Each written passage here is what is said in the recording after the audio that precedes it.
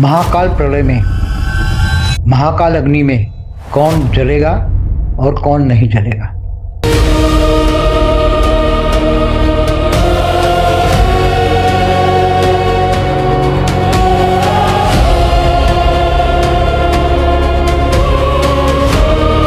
Third world war तो होने वाला है, वो तो अब इतने परमाणु बॉम्ब फूट के अब सब भूत बन गए होते हैं, सब भूत बन के भी जलते होंगे।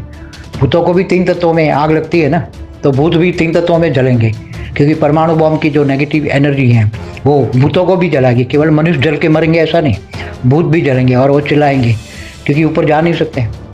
इसलिए यहाँ तो काल अग्नि जैसा ही स्टेज होगी। और अंत में तो पूरे मल्टीवर्स में थर्ड वर्ल्ड वॉर तो होने वाला है, वो तो अब बेहद के बच्चों का, बेहद का आकारी बाप अब रोकने वाला नहीं है। अभी तक तो रोका हुआ था, नहीं तो कब से हो गया होता थर्ड वर्ल्ड वॉर की। 100 कला की महाकाल अग्नि पैदा करके वो मल्टीवर्स का जो मालिक है उसका भी मालिक माना, मल्टीवर्स का क्रिएटर का भी क्रिएटर।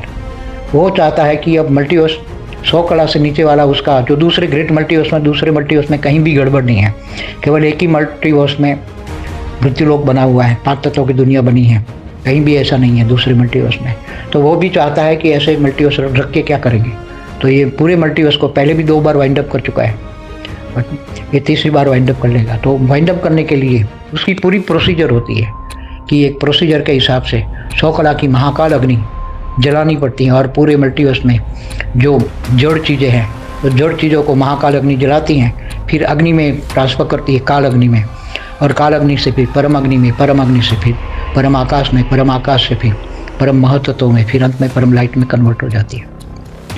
तो एक डिसीजन हो चुका है, अभी तक डिसीजन नहीं हुआ था। अभी तक बेहद के बच्चों का आकारी बाप ने, जो सूक्ष्म वतन में जो रहते हैं, उन्होंने कोई डिसीजन नहीं लिया था कि पूरे मल्टीवर्स में कैसे करें, क्योंकि सारी नई दुनिया के लिए नया ज्ञान चाहिए। ज्ञान रिफाइनिंग एंड चेंजिंग होता रहता है। जब ज्ञान रिफाइन और चेंज होता है तो उनको पता है कि ये परम लाइट से परिवर्तन नहीं होता कभी भी, कोई भी कहीं भी परम लाइट से परिवर्तन नहीं होता। परम लाइट से तो आत्मा सीधी परम लाइट लेती है, आत्मा स्वरूप बनती है, तब वो आत्मा ही परम लाइट लेती है और आत्मा स्वरूप बनती है। और वो फिर आत्मा निकल के कर्मातीत अवस्था होती है, कारण शरीर में पूरी लाइट जाती है, तो विकर्म विनाश हो जाते हैं। कारण शरीर में जो अनेक जन्मों का रिकॉर्ड पड़ा है वो परम लाइट से जलकर भस्म हो जाता है, और परम लाइट आत्मा में कर्मातीत अवस्था ले आती है और आत्मा निकल के चली जाती है ऊपर के, जहाँ भी जाना है, जहाँ मतलब बेहद की आत्मा तो बेहद के विमान में बैठ जाएगी। तो जो आत्मा बेहद के ब्रह्मज्ञानी हैं, बेहद के विश्व कल्याणकारी हैं, बेहद के विश्व सेवादारी हैं, ऐसी आत्माएं आत्मस्वरूप बनकर निराकारी स्टेट धीरे धीरे बनेगी। अंतिम समय में वो कर्मातीत अवस्था बनेगी और वो आत्मा निराकारी बनकर